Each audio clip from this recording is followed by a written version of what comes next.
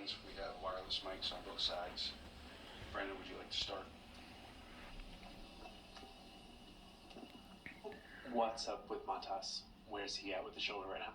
So Frankie is going to have surgery. It is now scheduled for the 21st of this month, and then hopefully a few days after that he'll come join us. When was this decision made, and what's been going on with him lately? I know he was shut down for a little while. Yeah, it's been a couple different shutdowns where he was getting built up. Then he went out and saw Elatraj, who cleared him to go again. He was building back up and just still wasn't quite right, so went back and now we've gotten to the point where they're going to go in and they'll scope it and then we'll have a better idea of the time frame once that happens on the 21st, and then hopefully he's here a few days later. Do you know what surgery it is he's having? You said they're going to scope it. Do they know what's wrong in there? No, so they have an idea. Once they're in there, they'll know. Do they have to touch the labrum or touch the rotator cuff, and that'll determine if you have to add weeks to the surgery. Right. So based on what you know right now, what is the timetable for his return? Best case is he would be back late in the season, but we're really going to know a lot after the 21st when they know specifically what they have to do in there. If it's just the scope, then there's potential he could be back late in the year. And then just having pitchers and catchers report today, how did the first day go? Any surprises? Yeah, report day, it's actually turns into a little bit of a light day compared to what we've been doing the last week with so many guys here and working out over at Himes and throwing lives and position players working out. So today's just kind of getting the physicals and getting all that knocked out. We had a couple guys that had sides, and a couple of guys had to go over and throw lives at Himes, but otherwise today's a pretty light day. Chris in the middle. Before you guys traded for Frankie, I know he was dealing with shoulder problems with Oakland. And do you believe that he was pitching with shoulder problems with you guys after you guys traded for him? Well, because he had shoulder issues when he got to us. So, and I think with all these pitchers, you can look and you're going to have this similar things. That's why, especially with shoulders, they don't race into shoulder surgeries all the time. You can treat these things, and sometimes these things lay dormant, sometimes they're asymptomatic, sometimes they become very symptomatic. For Frankie, it was just that, I think, nagging thing that didn't allow him to continue to get over the hump.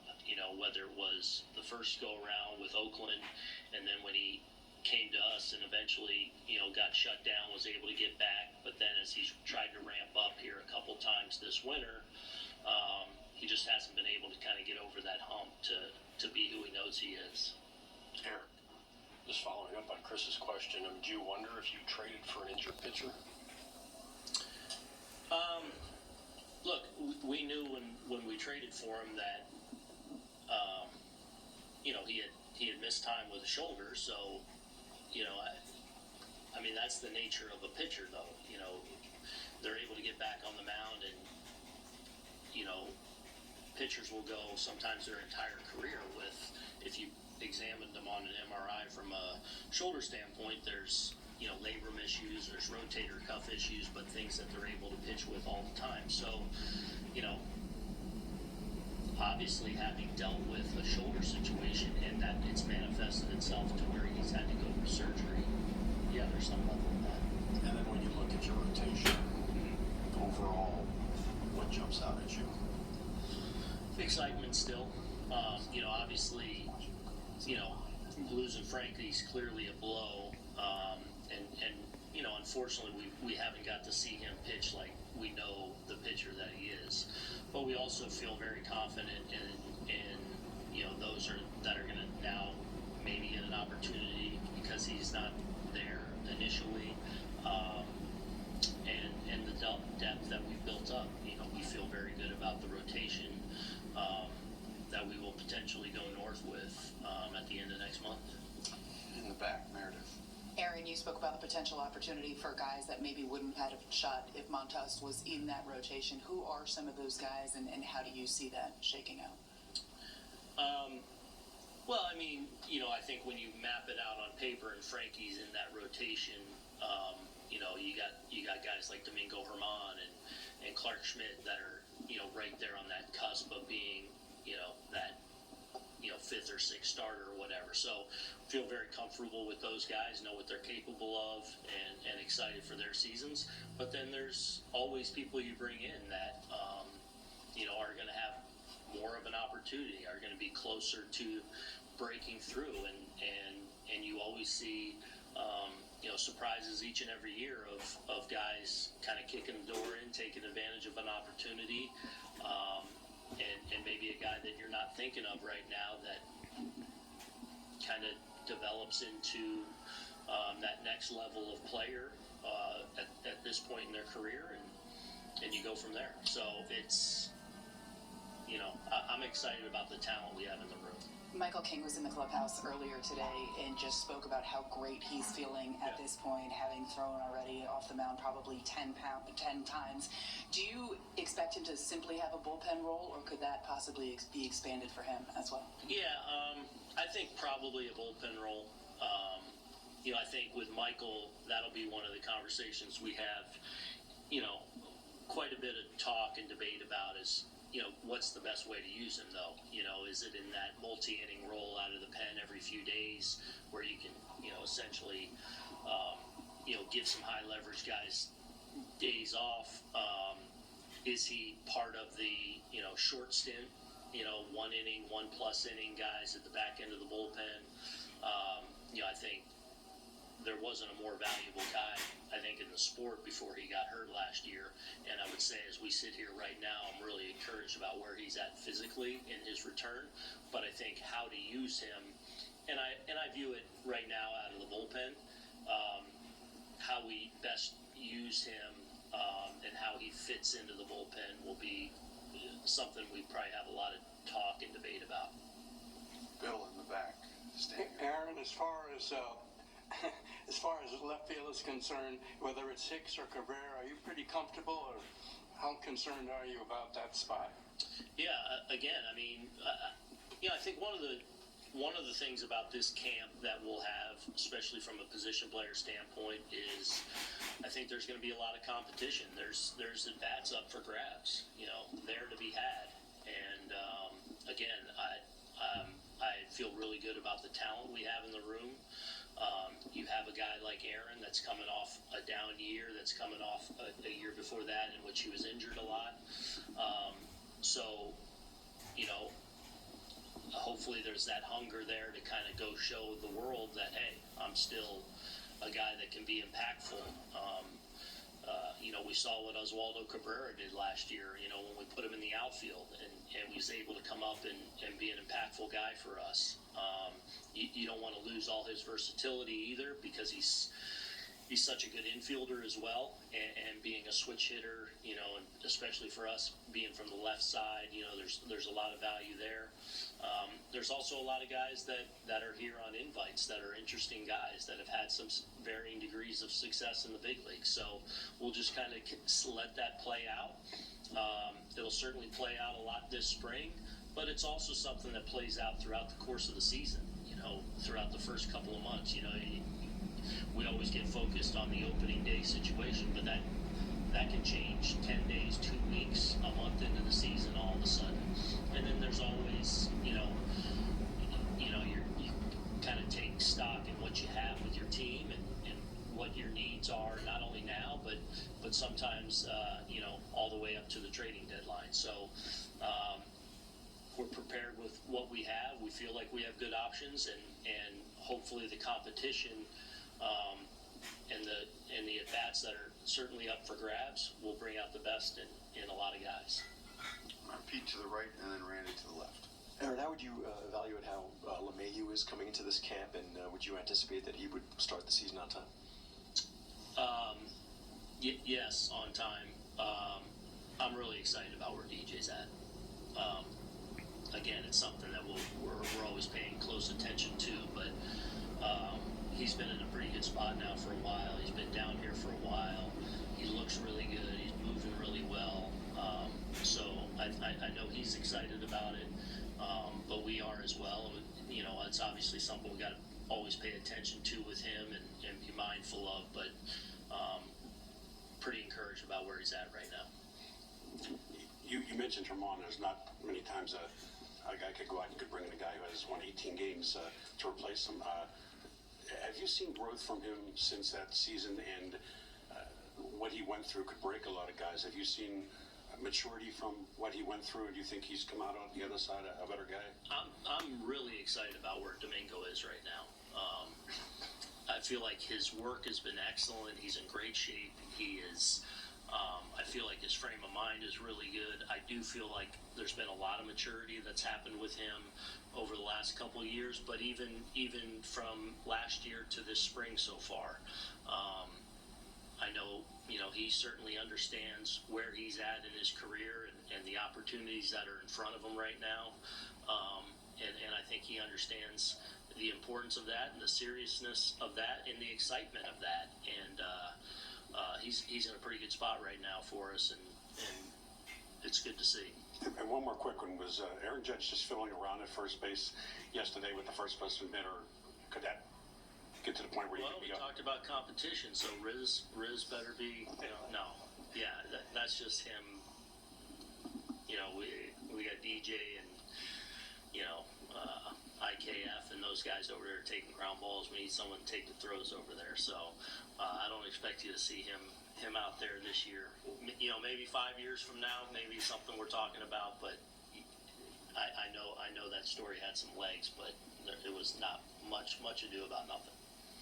Joel all the way to the right. If Herman Schmidt started the spring as your 5 and 6 starters in some way, who's 7, 8, and 9 right now? Well, we'll see. I don't know. I mean, you know, I don't want to leave anyone out of that mix. But we do feel like we have a number of guys capable of stepping up in that role. Does it worry you that you don't build the depth of the team on something? No, because I feel good about the depth that's in there and the quality of arms that are in there. So, but you know, we'll let that kind of play itself out. Tyler. Aaron, what area of the team does concern you the most, and what are you most confident in?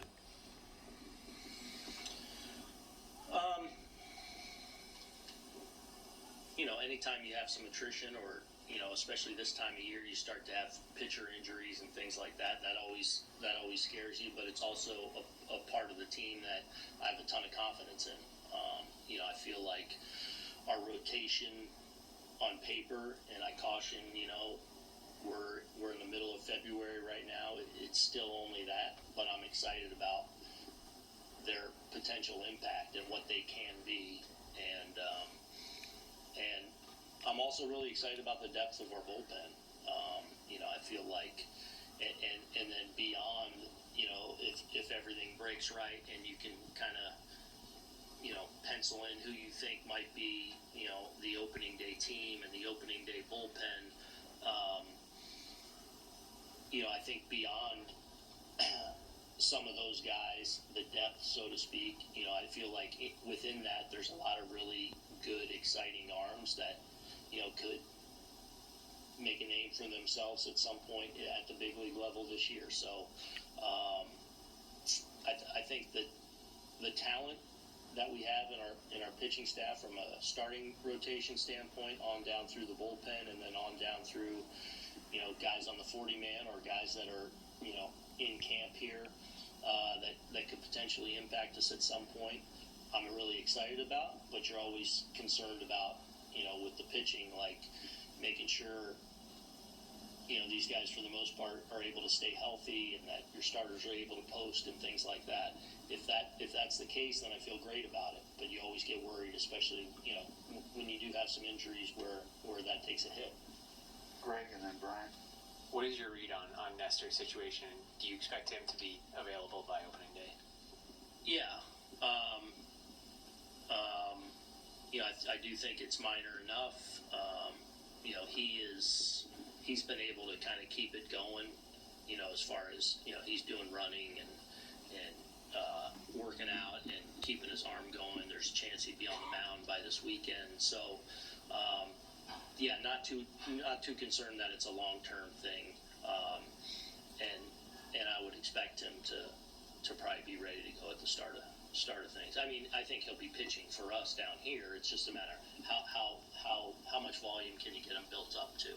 So, long term, I think we're okay. It's just when he gets ramped up here in the next week or so. What his on ramp looks like. Brian, we spoke to Glaber earlier today, and he acknowledged there's some uncertainty about how he'll play, where he'll play, how often, if he'll even be here. What is your outlook for Glaber going into this year? Well, we got it. I think in a lot of ways, he had a really good, strong year last year, especially bouncing back from a little bit of a tough year. He had some ups and downs last year, but on balance, had a really strong season for us. I feel like, on both sides of the ball.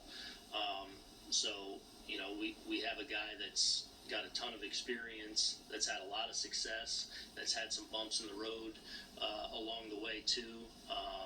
But that's still a young man. And I expect him to be hopefully a really impactful player in the middle of our lineup. Continuing to build off of what was a strong season for him last year on the whole. Do you go in thinking he's your second baseman? Or? Yeah. I mean, but obviously we have a lot of infielders. We had this similar situation last year with DJ being that kind of piece that you can kind of move around.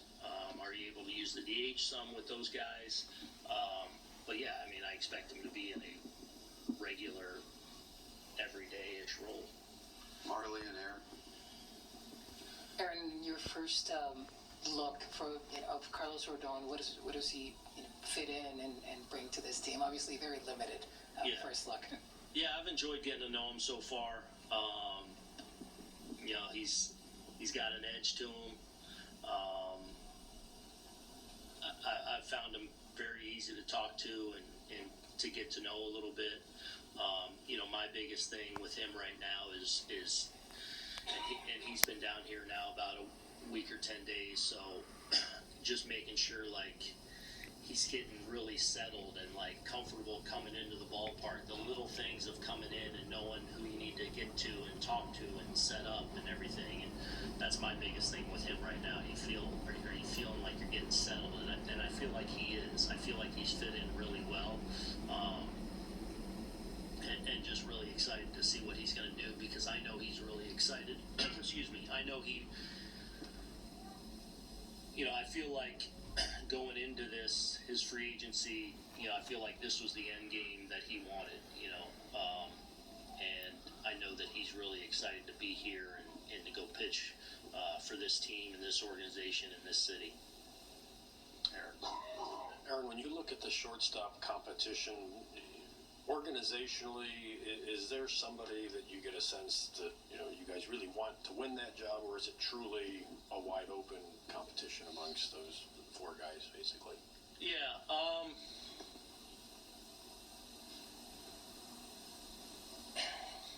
I'm really excited about penciling in any name of what they could be for us this year. Obviously we got a taste of Peraza last year at the end of the year, coming off a pretty strong season at AAA. It was my first time really getting to be around him a lot. I thought he acquitted himself really well. Certainly strengthened his position going into the winter, I think. I think IKF's had a really good winter, and I think year two here could be even better for him. Obviously, Anthony, we think is going to be a great player in this league.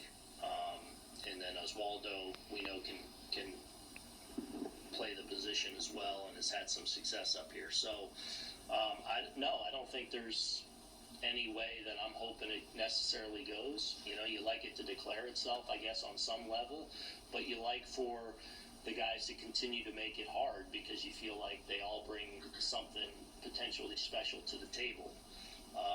So we'll let that kind of play itself out. I certainly don't put, when we say competition, this, for me, it doesn't become about this guy hit 311 in spring with 2 homers and this guy hit it's not necessarily all about that. Obviously, performance always matters, and but hopefully, maybe it'll declare itself about who is the best guy to be in that spot when we break camp. And in the end, we feel like whatever way it goes, there's a few really good options there. So we'll let that play out, and not only just this spring, but maybe it's something that plays out throughout the entire year as well. Will it be difficult? I'm sorry. Will it be difficult to get all four of those guys enough reps? I would imagine you don't want it to go down to the last 3 or 4 days of the spring before you make a decision. I don't think so, because they'll play other positions too. All of them. So try and get them regular, playing time. Look at them as we're getting them ready for their season to. And so that's about getting at bats and getting reps and logging innings and getting built up and things like that. So hopefully we can do that creatively by using all those guys in some different positions at times. So you may see them on the same field, in the same lineup on a given day, on the field together. So no, I'm not too worried about that. Assuming everyone's healthy and uninterrupted springs and things, I'm not too worried about that. Chris? What do you need to see out of Volpe for him to have a legitimate chance of making the team by the end of the camp? I don't know. I mean, I don't know specifically how to answer that. Like, if I feel like, or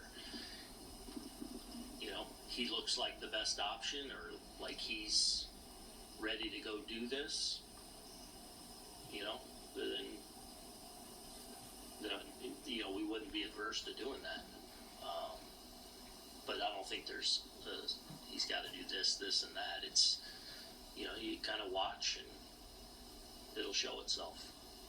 Bob, to the right, all the way to the right. Aaron, you've addressed a number of ways this team has greater depth than last year. So how confident are you that this is going to be a better team?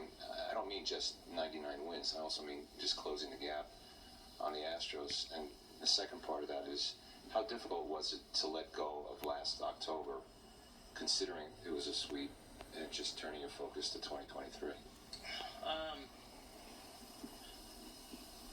It's always difficult. When you get into the dance and you feel like you have a team that has a chance to win the ultimate prize, the ending's abrupt and awful, and so it always takes some getting over, but you also have to get over it and have to move on and press on and get ready to try and close that gap. How much we've closed the gap, I don't know. We'll see. We're in February. It's like we got a long way to go to even get that opportunity to find out if we get to play in the playoffs and have that crack again. We feel like that's our expectation. I feel like every year that I've been here, we've gone in with the idea that we want to be a championship team. I feel like it's a reasonable goal. We've had a team to where that's been a reasonable goal, but obviously we haven't done it yet. There's been some teams, namely the Astros, that have been a nemesis, that have knocked us off a couple times. So, and they've kind of set the standard right now, certainly in the American League. So, but that said, we got a bear of a division that we've got to go through. I feel like in a lot of ways there's a number of the teams in the American League are better. I think there's 3-4 teams that are going to be better and in that realistic hunt for a playoff berth, as well as some rebuilding teams over the last few years that are coming out of the rebuild a little bit and that are going to be more competitive. So we can talk about closing the gap, but right now that's all talk. We got a long way to go. We got workouts here to get ourselves ready for spring training games, and then spring training games to get ready for the season, and first and foremost trying to win the Eastern Division again, and but right now any of it's talk. Marley? Oh, I'm sorry, Tyler, and then Marley.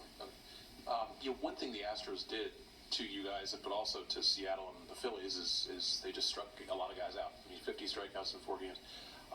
Do you view the strikeouts as a problem or just as a 4-game blip? And how do you reduce the strikeouts while still hitting a ton of home runs? Well, I view it as I think the Astros team that we faced this past postseason or in this past year was probably as good a pitching staff as we faced in any run that we've had in the playoffs. I thought the Rays in 2020 in the pandemic year had a really dynamic pitching staff that was. So I think part of that was I thought we faced a really great top to bottom pitching staff that kind of did that to everyone. We had some key contributors, real key cogs in our lineup that were not available to us, which I think hurt us a little bit. And then coupled with we didn't perform the way at the top of the heap.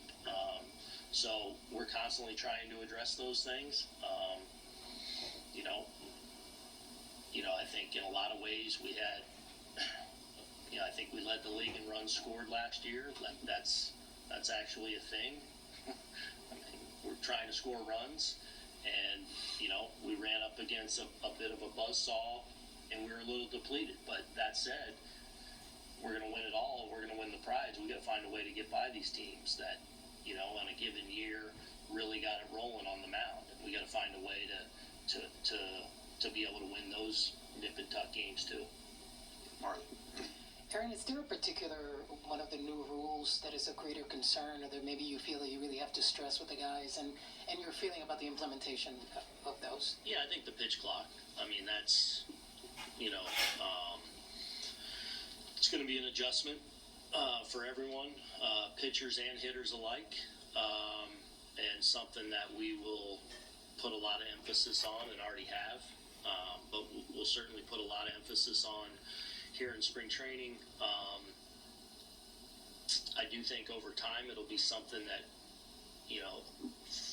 for the overwhelming majority of guys will become second nature and won't become that big a deal. But I do think in the early days, certainly of spring training, I'm glad they're rolling it out starting in game 1 in spring training. So you have that 6 weeks, of basically getting used to that. I think that'll obviously speed up the curve of players getting used to it and the rhythm of it. But I'm sure some early days, even in the regular season, guys will still on some level be adjusting to that. So we'll try and be creative in how we talk about it and how we learn from it and, how we practice for it. Take 1 or 2 more, Greg. Aaron, was there anybody that you expected to report today that hasn't reported yet? I think we have one piece of issue, but I don't know. Brito gets in tonight, I believe. Yeah, Brito will be in tonight. And then other than Frankie and Nestor, is anybody else coming in with injuries? No. Anybody else? No one that comes to mind right away. I mean, I know we have minor injury reports every day, so, and obviously not talking about the Luis Heels of the world that are coming back from Tommy John and things like that. A couple other quick notes for tomorrow. Clubhouse time will be the same. Also be the same for the next 3 days. I think everybody probably got MLBs released from a week or 2 ago. Aaron will be at I don't know what the technical term is, the Spring Training Media Day in Dunedin tomorrow at 3 o'clock, for those of you who would like to join him there. Okay. Boone, thanks for the time. Yep.